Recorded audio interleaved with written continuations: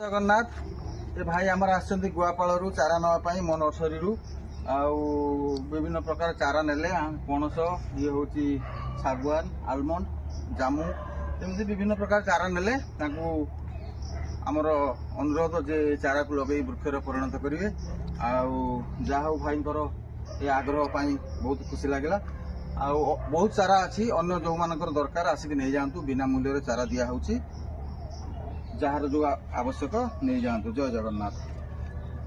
आंब अच्छी आंब भी अच्छी आसती बड़पुखुरी ए विजय शर्मा पाखु किसी गछ गली बहुत बहुत धन्यवाद सी निजे चारा आणिकी मंजी आणिकी गछ गछ करके आमको दौरान फ्री रे फ्री ऑफ कॉस्ट आपण मैंने आसिक नहीं पारे आम अंचल यहाँ गोटे बहुत बड़र कथा तेणुक आपण मैंने भी आसतु आसिकी ये बिना मूल्य नहीं पारे। नमस्कार। जय जगन्नाथ।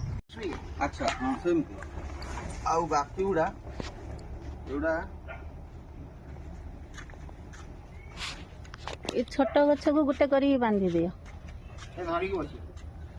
धरिया को भी सुविधा हो बांधी